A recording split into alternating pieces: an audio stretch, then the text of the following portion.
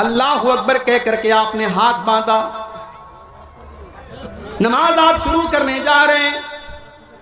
اللہ کے نبی فرماتے ہیں صلو کما رأیتمونی اصلی، نماز ویسے پڑھو جیسے اپنے نبی کو تم نے نماز پڑھتے ہوئے دیکھا ہے۔ جیسا طریقہ نبی کا تھا نماز کا، ویسے ہی طریقے پر ہمیں نماز پڑھنی ہے۔ اللہ کے رسول جب نماز پڑھتے تھے سینے پر ہاتھ باندھتے تھے، سب سے پہلے دعائے ثنا پڑھتے تھے، اللہم باعث بینی پڑھتے تھے، اعوذ باللہ پڑھتے تھے، بسم اللہ پڑھتے تھے، سورہ فاتحہ پڑھتے تھے۔ آپ نے یہ بھی فرمایا بغیر سورہ فاتحہ کے کوئی نماز نہیں ہوتی۔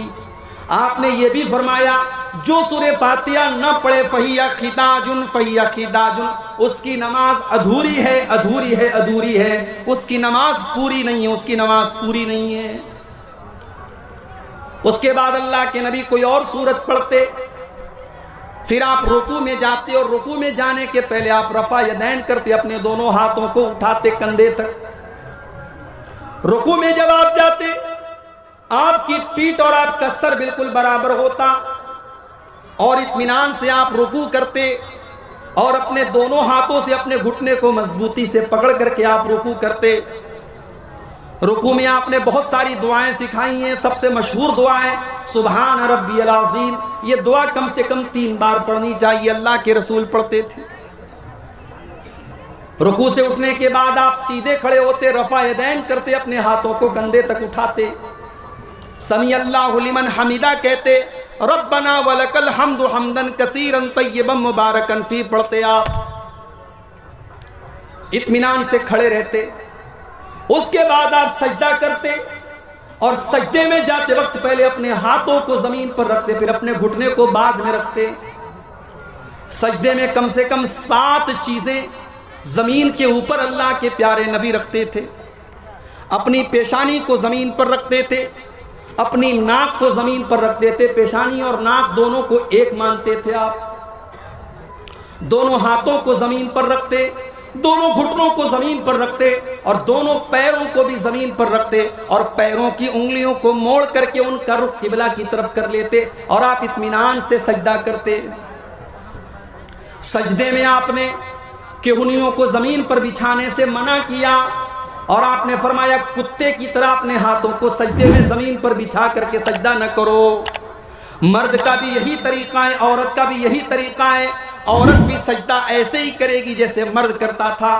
کوئی بھی صحیح حدیث ایسی نہیں کہ مرد کا سجدہ کرنے کا طریقہ الگ اور عورت کا طریقہ الگ ہے، دونوں کا طریقہ سیم ہوگا، دونوں کا طریقہ ایک ہوگا۔ سجدے میں آپ الگ الگ دعائیں پڑھتے تھے، سبحان ربی الاعلیٰ بھی پڑھتے تھے، سبوح قدوس رب الملائکۃ بھی پڑھتے تھے، اور بھی دعائیں آپ پڑھتے تھے کم سے کم 3 بار۔ سجدے سے اٹھنے کے بعد اطمینان سے آپ بیٹھ جاتے تھے، اللہم اغفر لی ورحمنی واہدنی وعافنی ورزقنی، یہ دعا آپ پڑھتے تھے، پھر دوسرا سجدہ کرتے تھے۔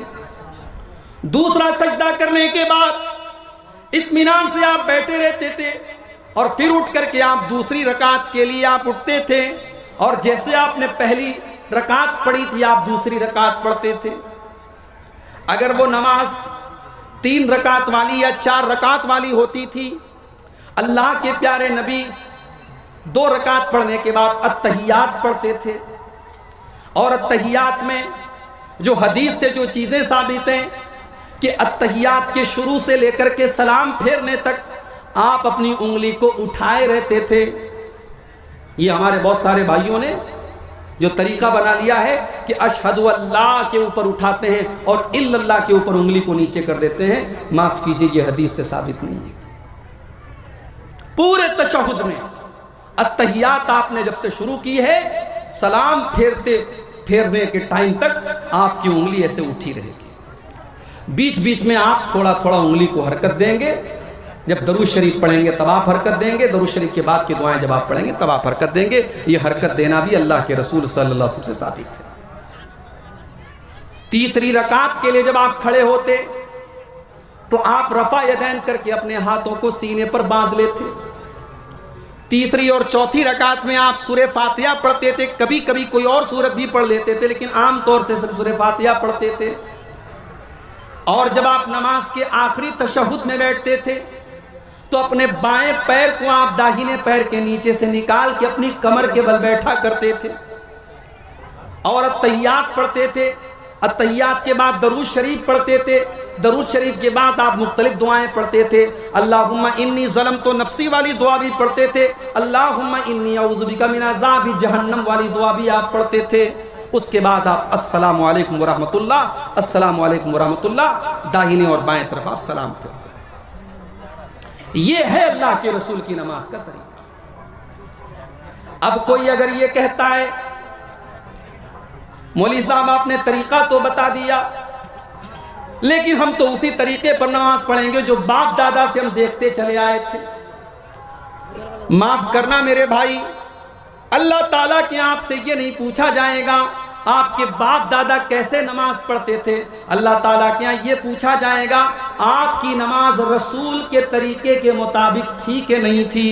اس لیے کہ اللہ نے اعلان کر دیا لَقَدْ كَانَ لَكُمْ فِي رَسُولِ اللَّهِ أُسْوَةٌ حَسَنَةٌ. او لوگو، جب میں نے اپنے رسول کو تمہارے لیے نمونہ بنا کر کے بھیجا ہے تو تم نے میرے نبی کے طریقے پر نماز کیوں نہیں پڑھی؟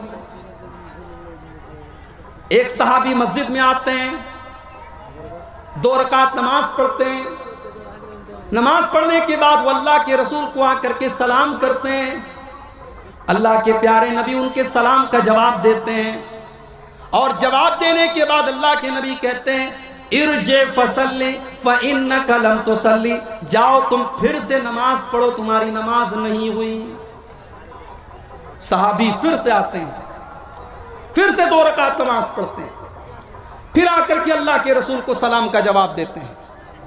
اللہ کے رسول صلی اللہ علیہ وسلم سلام کا جواب دیتے ہیں اور کہتے ہیں جاؤ پھر سے نماز پڑھو، تم نے نماز نہیں پڑھی. جب 3 بار ایسا ہو جاتا ہے صحابی اللہ کے نبی سے کہتے ہیں کہ اللہ کے نبی آپ ہی بتا دیجئے کہ نماز کیسے پڑھی جائے.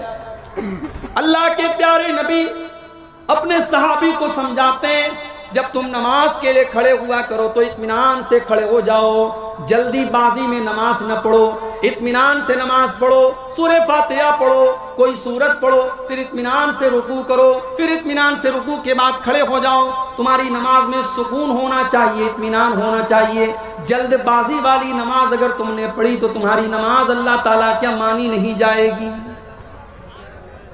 میرے بھائیوں، اپنی نمازوں کا جائزہ ہم اور آپ لے لیں کہ ہماری نمازیں اللہ کے رسول کے طریقے کے مطابق ہیں کیا.